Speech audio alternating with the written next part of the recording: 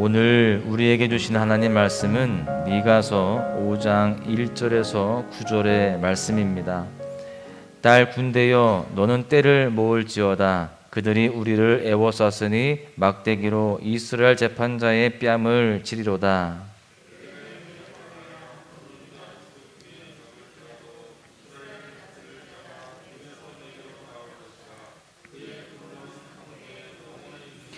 그러므로 여인이 해산하기까지 그들을 붙여두시겠고 그 후에는 그의 형제 가운데에 남은 자가 이스라엘 자손에게로 돌아오리니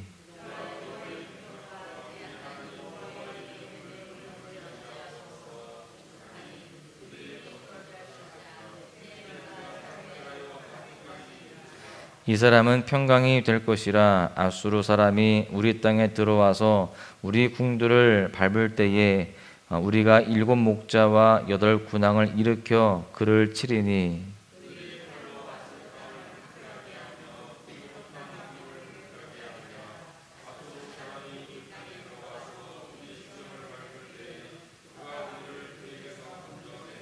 야곱의 남은 자는 많은 백성 가운데 있으리니 그들은 여호와께로부터 내리는 이슬 같고 풀 위에 내리는 단비 같아서 사람을 기다리지 아니하며 인생을 기다리지 아니할 것이며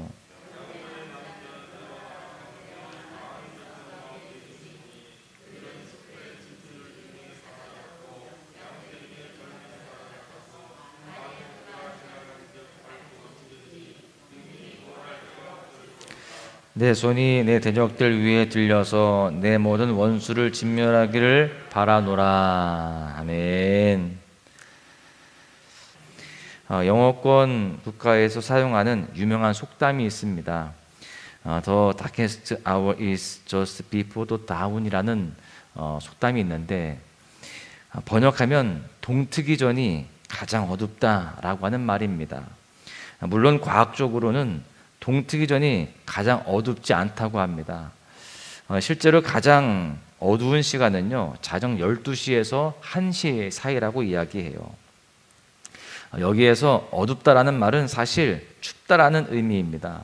비록 추운 밤을 보내게 되더라도 곧 그것과 비교도 안 될 따뜻한 태양이 뜰 것이기에 희망을 가지라라고 하는 격언인 것이죠.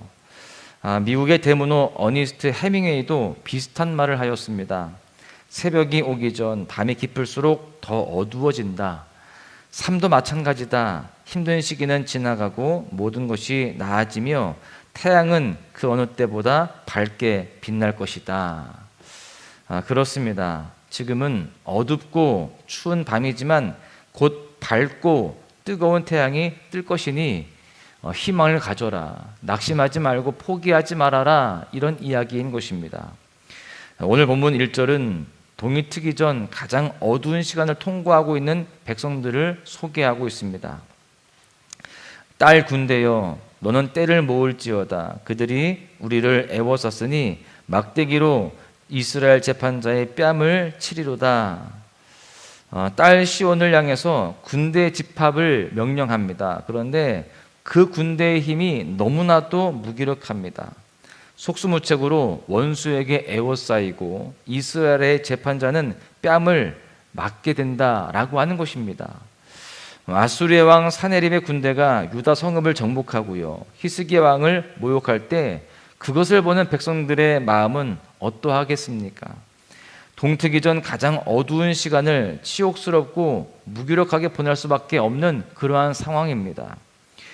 구약에서 출애굽, 사사시대, 또 아수르의 사네립의 침략, 이러한 사건들 속에서는요, 사실 공통점이 있습니다.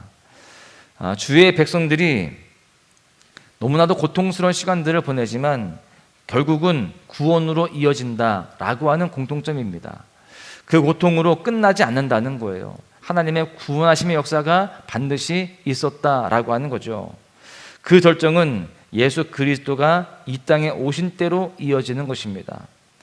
원수에게 에워싸여서 그들의 왕이 뺨을 맞을 때에 훗날 유다족 속의 작은 고을 베들레헴 에브라다에서 시작되는 위로와 평화를 기대하게 하는 것입니다.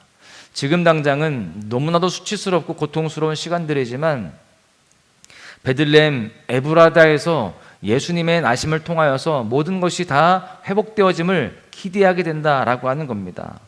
2절에 보십시오. 베들레헴 에브라다야, 너는 유다 족속 중에 작을지라도 이스라엘을 다스릴 자가 내게서 내게로 나올 것이라. 그의 근본은 상고에 영원에 있느니라. 메시아의 탄생지 베들레헴 에브라다는요, 다윗의 고향이자 또 다윗이 사무엘에게 기름 부음 받은 곳입니다. 여기에서 작다라고 하는 의미는요, 보잘것이 없다라는 뜻입니다. 이처럼 어둠에서 우리를 건져낼 왕은 우리의 기대를 초월하는 곳에서 태어나시죠. 실제로 예수님은 초라한 집에서 태어나셨습니다. 더 나아가서 사도 누가는 예수님을 구유에 누이셨다라고 구체적으로 묘사하고 있습니다. 특이한 점은요, 그렇게 초라한 곳에서 오셨지만 이 왕의 근본은 아주 분명합니다. 메시아는 아주 먼 옛 시간을 초월하는 영혼의 세계에서 온다라고 하는 겁니다. 4절에 보니까 또한 그가 여호와의 능력과 여호와의 이름으로 다스리는데 그 영향이 창대하여서 땅끝까지 미친다라고 말씀합니다. 이렇게 본문의 미가서는요, 메시아의 근본이 영원인 것과 그의 통치의 능력을 서로 연결하여서 메시아의 영원한 통치를 기대하게 합니다. 동시대 선지자였던 이사야도 동일한 메시지를 전하죠. 이사야 9장 6절에서 7절에 보시면 한 아기가 우리에게 낳고 한 아들을 우리에게 주신 바 되었는데 그의 어깨에는 정사를 메었고 그의 이름은 기묘자라 모사라 전능하신 하나님이라 영존하신 한 아버지라 평강의 왕이라 할 것임이라.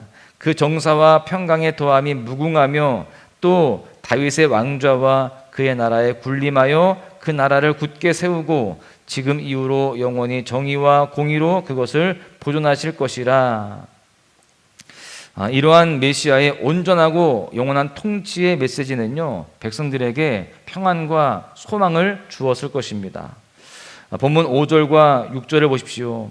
이 사람은 평강이 될 것이라. 아수르 사람이 우리 땅에 들어와서 우리 지경을 밟을 때에 그가 우리를 그에게서 건져내리라, 이렇게 말씀합니다. 여러분, 여기에서 이 사람은요, 평화를 가져오는 사람, 즉 메시아를 말하죠. 즉 메시아가 우리를 영원히 통치하시며 원수의 손에서 건지실 것을 약속하고 있는 겁니다. 여러분, 우리의 삶도 주님이 영원히 통치하십니다. 그리고 원수의 손에서 모든 고통 가운데서 우리를 건지실 것입니다. 그 사실을 믿고 위로를 얻고요, 소망을 품는 우리 모두가 되어야 할 줄로 믿습니다. 오늘 본문을 통해서 깨달을 수 있는 중요한 사실은요, 우리를 통치하시고 다스리시며 구원하시는 메시아 예수 그리스도를 믿는 자들은요, 모두가 다 사명자다라고 하는 사실입니다. 본문은 구원하심을 맛보고 평강의 은혜를 경험한 자들을 야곱의 남은 자다라고 말씀하고 있습니다. 그러면서 곧 이어서 그 야곱의 남은 자들에게 맡기신 두 가지 사명을 소개하고 있어요. 첫 번째는 야곱의 남은 자들은 생명의 전달자다라고 하는 사실입니다. 7절에서 그들을 가리켜서 이방에 내리는 이슬과 단비로 표현하거든요. 여러분, 성경에서 흔히 물과 비는 생명을 상징합니다. 예수님은 믿음과 물을 연결하셨고요, 다음과 같이 설명하셨습니다. 요한복음 7장 38절에 보시면 나를 믿는 자는 성경의 이름과 같이 그 배에서 생수의 강이 흘러나오리라. 예수님을 믿는 자에게 예수님을 통해서 생수의 강, 생명이 흘러나오게 된다라고 하는 겁니다. 이처럼 성경에서 물과 비는요, 생명을 상징하는 것입니다. 일찍이 아브라함이 하나님의 부름을 받았을 때에 복이 되게 하셨습니다. 또한 아브라함을 통해서 축복과 저주가 흘러가도록 하신다라고 약속하셨습니다. 창세기 12장 3절에 보십시오. 너를 축복하는 자에게는 내가 복을 내리고 너를 저주하는 자에게는 내가 저주하리니 땅의 모든 족속이 너로 말미암아 복을 얻을 것이라. 마찬가지로요, 우리를 통해서 생명이 또한 축복이 흘러가도록 해야 된다라고 하는 것입니다. 예수님을 보십시오. 예수님은 성장하시면서 하나님과 사람에게 더욱더 사랑스러워지셔 가셨습니다.